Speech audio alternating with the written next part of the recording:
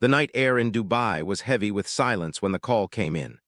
A young woman had been found dead inside a luxury apartment, her body sprawled across pristine marble floors, lifeless yet carrying traces of a story far darker than the scene itself suggested.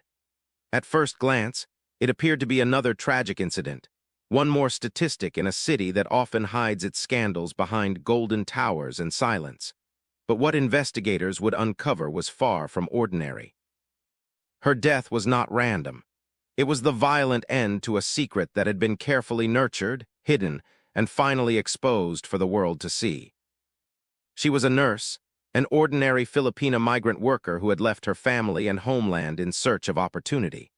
Like thousands of others, she arrived in Dubai with dreams of financial stability and the hope of building a better future for those she left behind. By day, she was committed to her patients, known for her warmth and dedication. By night, however, she was caught in a web of desire, secrecy, and power. Her lover was no ordinary man. He was a sheikh, wealthy, married, and guarded by influence. To the public, he was a respected figure, a man of tradition and authority. But behind the closed doors of his lavish villas, he harbored appetites and secrets that could never withstand the glare of daylight. Their relationship was one of both passion and peril, a dangerous balance that relied on silence.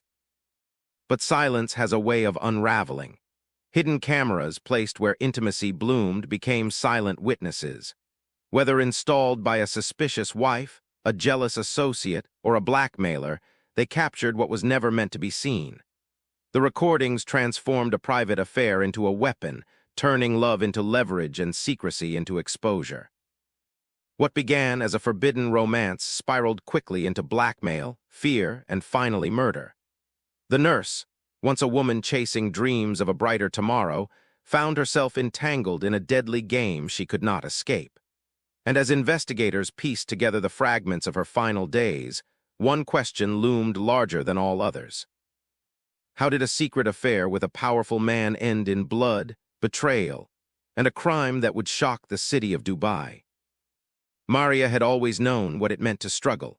Born in a small coastal town in the Philippines, her earliest memories were of her mother waking before dawn to prepare fish for the market and her father working long hours as a tricycle driver. Money was never enough, but laughter often filled their modest home. Maria was the eldest of 4 children, and with that role came responsibility. From the time she could walk, she was tasked with helping her younger siblings, carrying buckets of water, and assisting her mother with household chores. Childhood for her was brief, interrupted by the weight of duty. Even as a teenager, Maria understood that education was her only way out. She studied under candlelight when electricity cut out and borrowed second-hand books from neighbors. Her grades earned her entry into a nursing program at a local college, but tuition was an uphill battle. To cover her fees, she juggled part-time jobs, waitressing, tutoring children, and selling food at bus terminals. Each peso she earned was carefully rationed, stretched between textbooks and rice for the family table. When she finally graduated, she was filled with pride but also anxiety. In the Philippines, a nursing degree was often not a ticket to a career at home, but rather a passport to work abroad. Hospitals locally were overcrowded, underfunded, and offered salaries that could barely sustain one person, let alone an entire family. Migrant work was the unspoken path. For Maria, the decision was both a sacrifice and a duty. She left behind not just her family, but also the young man she had been seeing since college. Their promises of waiting for each other were tender, but deep down, she knew distance and hardship often corrode love. Her journey to Dubai began with excitement and fear. The agency that recruited her painted visions of opportunity, a steady income, modern hospitals, and the chance to send money home. But the reality hit the moment she stepped into the city. Dubai dazzled her with glittering skyscrapers and luxury cars, yet beneath the surface she sensed an invisible divide. The workers who served the city lived in cramped dormitories, far removed from the wealth they helped sustain. Maria found herself housed in a small, shared apartment with 4 other women, each carrying stories of sacrifice, maids, receptionists, and fellow nurses, all working to support families thousands of miles away. Her first months in the hospital were grueling. Long shifts, demanding patience, and the quiet ache of homesickness wore her down. She often cried quietly into her pillow after video calls with her mother, who never failed to remind her of the importance of her sacrifices. Every remittance Maria sent home paid for her siblings' schooling, her father's medicine, and repairs on the family's leaky roof. She told herself that each sleepless night was an investment in their future. Yet amidst the exhaustion, Maria could not ignore the world of wealth she glimpsed every day. In the hospital's VIP wing, she tended to patients who lived lives she could hardly imagine. Businessmen with personal drivers, women in designer gowns, children escorted by bodyguards. The gulf between her world and theirs was staggering. She watched them step out of luxury cars while she squeezed into overcrowded buses. She patched her shoes while they discarded barely worn pairs worth months of her salary. It was here, in the gleaming corridors of the VIP unit, that Maria's life took a turn she never anticipated. Among the wealthy patients was a man whose presence commanded attention, a sheikh, with bodyguards trailing behind and an entourage that whispered deference. To Maria, he was not just a patient, but a glimpse into a realm she had only ever seen in magazines and television dramas. Their first interaction was brief, a simple exchange of pleasantries, but something in the way he lingered on her name, the way his gaze softened, planted a seed that would grow in dangerous directions. Maria did not yet know it, but the life she had built on sacrifice and quiet endurance was about to unravel. The nurse who came to Dubai seeking stability and security was stepping, unknowingly, into the shadows of a world that promised both desire and destruction. At first, their encounters were fleeting, almost accidental. A stolen glance as Maria adjusted an IV line, a brief exchange when she delivered medication, a polite smile that lingered a little longer than it should have. For weeks, it was nothing more than an unspoken recognition, a spark hidden beneath layers of formality. But sparks have a way of seeking air, and in the quiet corners of the hospital's VIP wing, that spark found the oxygen it needed. The Sheikh's interest soon became undeniable. He would ask for Maria specifically, insisting she be the one to handle his care. His voice, commanding to most, softened when speaking to her. At first, Maria resisted. She reminded herself of the risks. He was a married man, a powerful figure, and she was a foreign worker with no safety net. But the Sheikh was persistent, and persistence in the hands of power can be irresistible. He spoke of admiration, of her kindness and humility, of how different she was from the women in his world of wealth and privilege. Maria tried to rationalize it. Perhaps it was harmless, she thought, just words of flattery. Yet when he sent flowers to her apartment, delivered discreetly, wrapped not in flashy extravagance but in simplicity, she felt the walls of caution crumble. The first invitation came soon after. Dinner, not in a bustling restaurant where eyes might pry, but in the privacy of a villa hidden away from public gaze. That night marked the beginning of their forbidden affair. The relationship was built on secrecy. They met in private villas tucked in quiet corners of the city, in hotel suites booked under false names, in apartments belonging to trusted associates who asked no questions. The thrill of their stolen hours was intoxicating. Maria, who once measured her days in long shifts and remittance schedules, now found herself wearing designer dresses he gifted her, stepping into worlds she had never imagined, limousines, private lounges, yachts under the desert moon. Yet with every indulgence came a shadow of fear. The Sheikh's wealth and power created illusions of safety, but Maria knew better. She had heard stories whispered among fellow workers, affairs discovered, women deported, scandals buried in silence. Each time she returned to her shared apartment after a night with him, she half expected authorities to be waiting. The thrill that kept her heart racing was always laced with dread. Inside her, a war raged. On one side was financial security. With the Sheikh's gifts, she sent more money home, paid off her father's medical debts, and funded her youngest sibling's school tuition. For the first time, she saw the possibility of lifting her family from poverty. On the other side was moral danger, the gnawing guilt of betrayal of the Sheikh's wife, of her own values, and perhaps even of herself. She often asked, was this love or was she just another secret? The Sheikh reassured her constantly. He spoke of plans, of how he cared for her more than any woman he had ever known. But Maria noticed the inconsistencies. The phone calls he ignored in her presence, the way he insisted they never be photographed together, the careful instructions to use back entrances and tinted cars. He gave her the world in gifts, yet refused her the dignity of being seen. And then there was the surveillance, the quiet motif that began to haunt her. At first it was subtle, a faint click in a hotel room, a small red dot in a corner she thought she saw flicker. Once, while in the Sheikh's villa, she noticed a camera above the hallway, its lens angled just so. When she asked about it, he brushed it off, saying it was for security. But Maria could not shake the feeling that their most intimate moments were not theirs alone. Someone somewhere was watching. The tension between passion and paranoia grew. There were nights of tenderness, when the Sheikh held her close and whispered promises of forever, making her believe she was more than a passing indulgence. But there were also nights when arguments erupted, her asking for clarity, him deflecting with charm or sudden anger. Their love was both intoxicating and toxic, a cycle of euphoria and fear. Maria often thought about walking away. Yet each time she tried, the Sheikh pulled her back with the promise of safety, of wealth, of a life beyond her imagination. She wanted to believe him. She wanted to believe that their love was real, that it could somehow survive the secrecy and the dangers circling them. But in the quiet corners of her mind, Maria knew that secrets have a way of surfacing.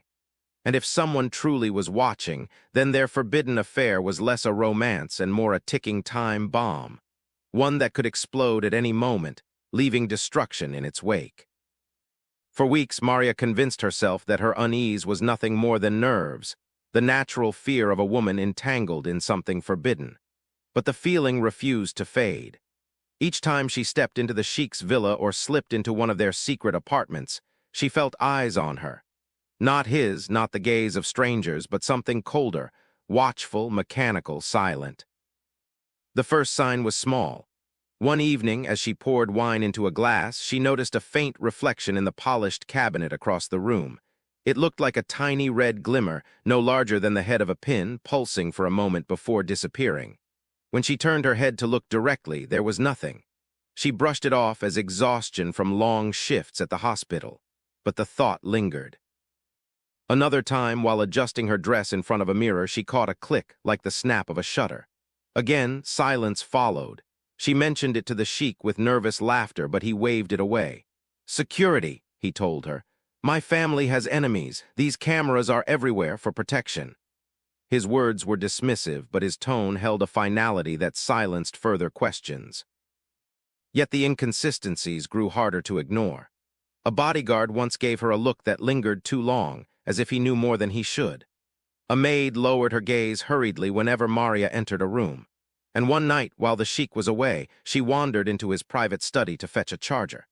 The desk drawer was unlocked, and inside she found a series of memory cards, labeled, organized, each marked with dates that coincided with nights they had been together. Her hands trembled as she held one, her reflection shaking in the glossy surface. The realization crashed into her like cold water. Their most intimate moments had not been private. They had been captured, stored, catalogued. But by whom? That question gnawed at her as much as the betrayal itself.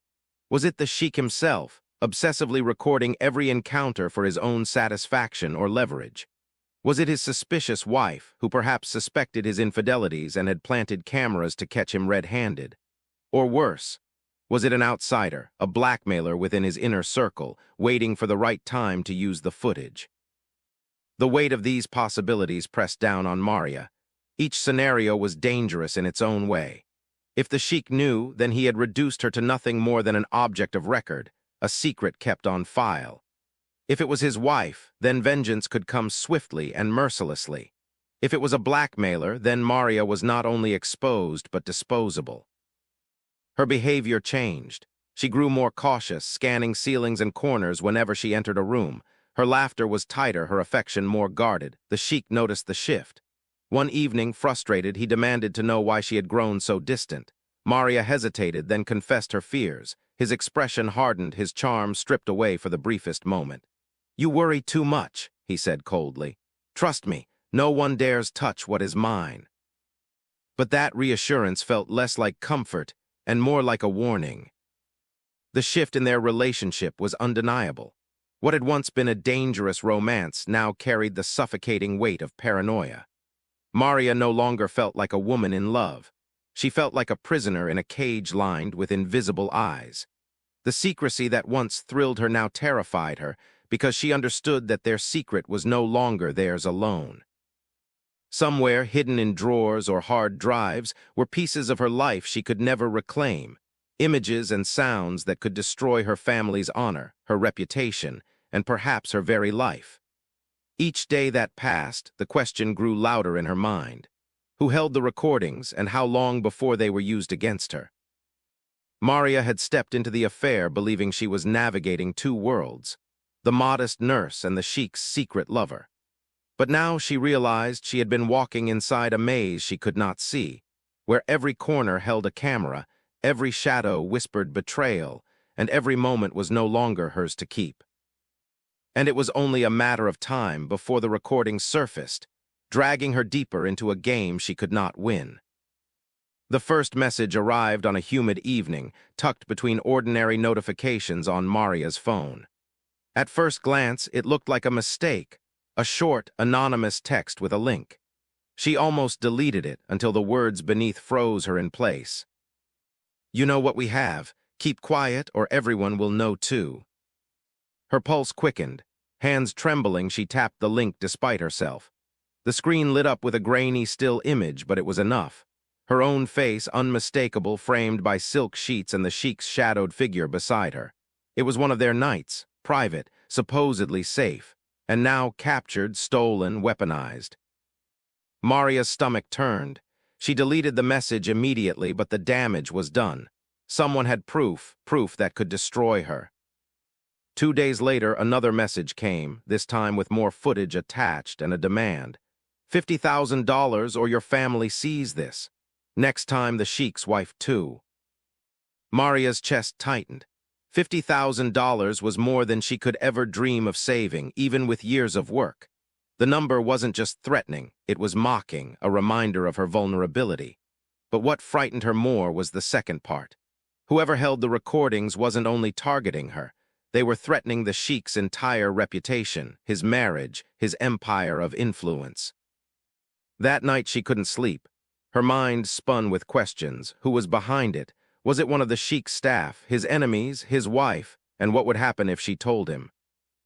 When she finally gathered the courage to confess, she found herself pacing nervously inside his villa. The Sheikh listened silently as she recounted the messages, his expression darkening. For a moment, she thought she saw fear flicker across his face, but it vanished quickly, replaced by fury. "Give me the phone," he demanded. She handed it over. He scrolled through the texts, jaw tight. Then, without a word, he smashed the device against the marble floor until it splintered into shards. "Do not speak of this again," he ordered. "I will handle it." But Maria wasn't reassured. His eyes burned with anger, yes. But beneath the fire, she sensed something colder, calculation. He wasn't worried about her safety. He was worried about his own exposure. The days that followed were suffocating. The Sheikh grew more distant, more erratic. Sometimes he showered her with gifts, diamonds, designer bags, even a wad of cash pressed into her palm. Other times he erupted into rage, accusing her of being careless, of bringing this curse upon them both. Maria felt her world shrinking. She was no longer a secret lover, she was a liability. More messages came, not to her this time, but to the Sheikh directly.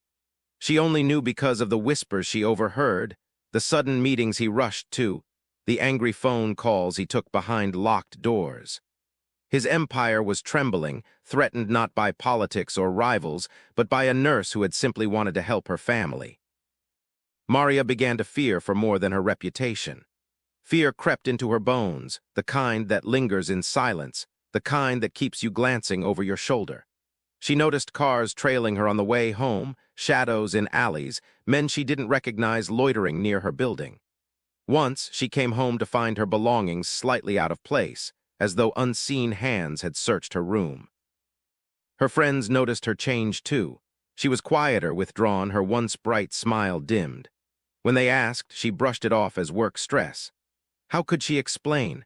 To say the truth aloud would make it real, and Maria still clung to the hope that somehow this nightmare would dissolve if she stayed silent. But silence did not protect her. Silence only tightened the trap.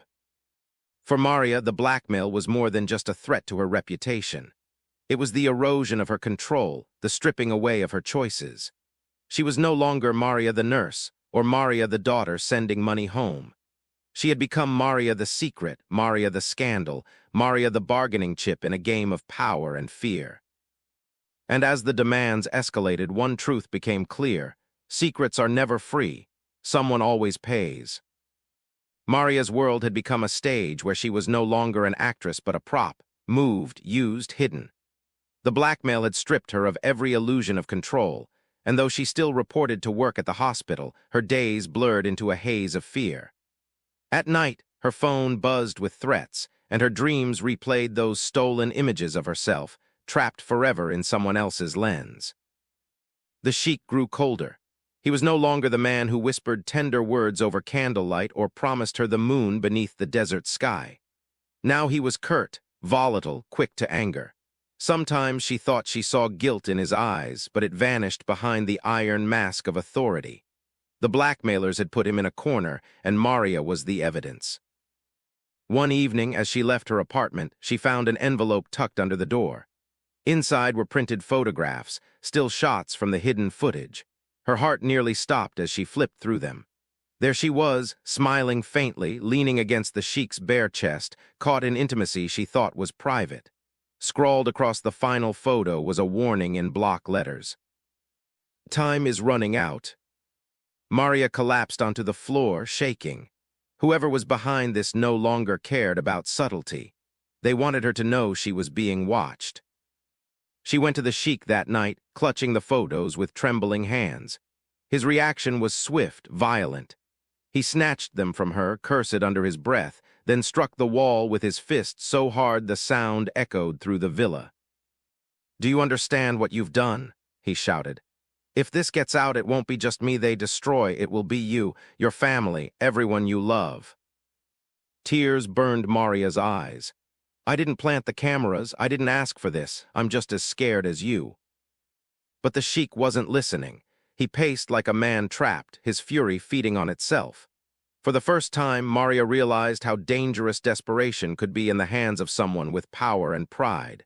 She thought of leaving, of ending it all, but she knew too much now. And he knew she knew. Over the next week, his behavior grew stranger. He called her at odd hours, demanded to know where she was, sent his men to escort her home. She felt less like a lover and more like a captive under surveillance.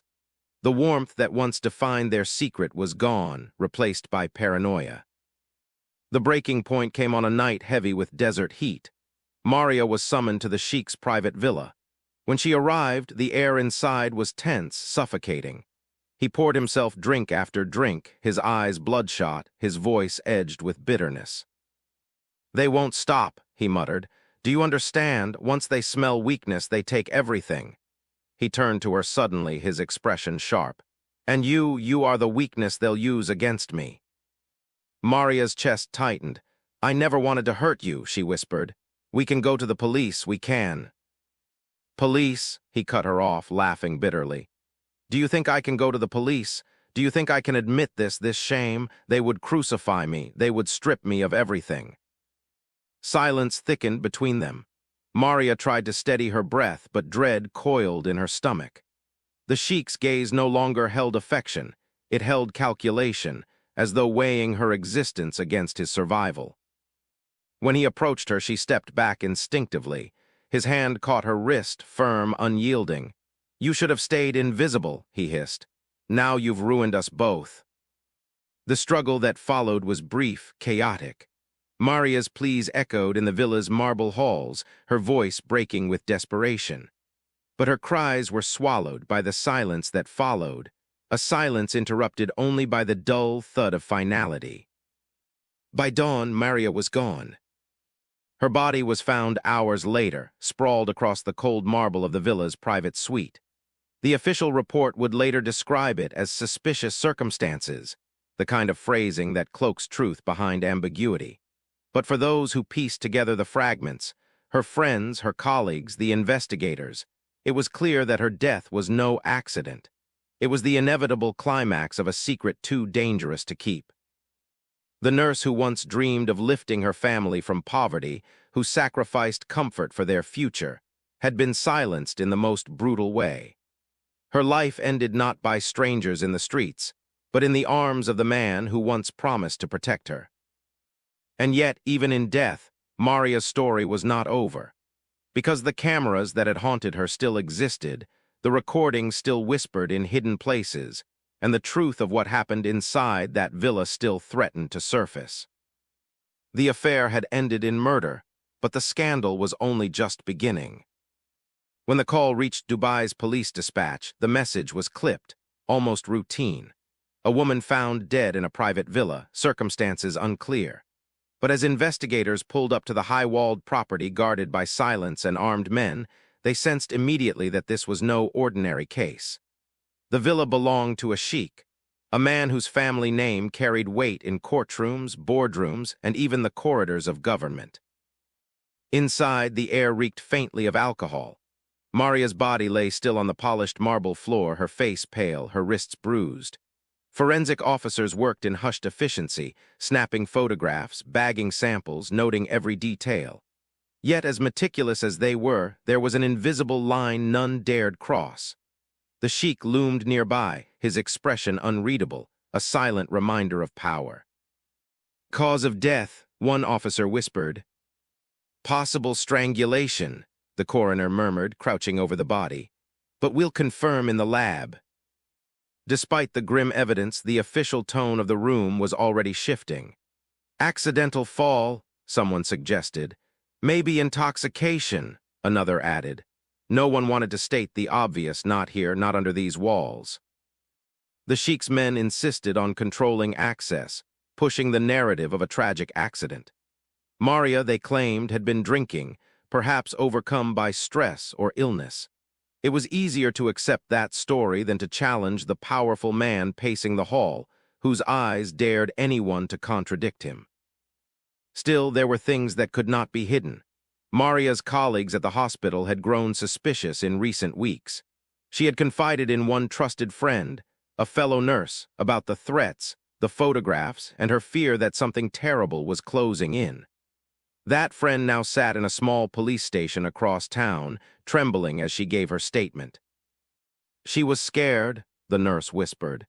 "She said someone had cameras, that they were using them against her. She said she couldn't get out." The investigator taking notes hesitated. Cameras, blackmail, a sheikh. Each word carried danger. He underlined them once but knew this testimony might never see daylight. Meanwhile, whispers spread through the migrant community. News of Maria's death traveled fast, from cramped apartments to late-night phone calls back home in the Philippines.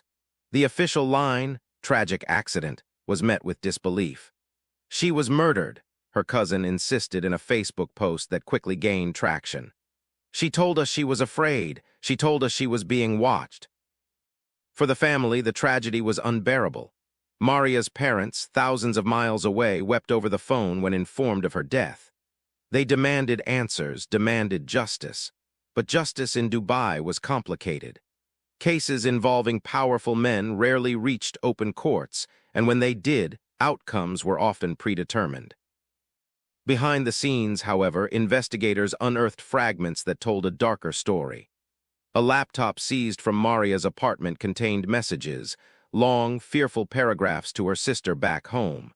In one, she wrote, "If anything happens to me, it's not an accident. Remember that." And then there were the cameras. Weeks before her death, the blackmailers had circulated snippets of the hidden footage to prove their leverage.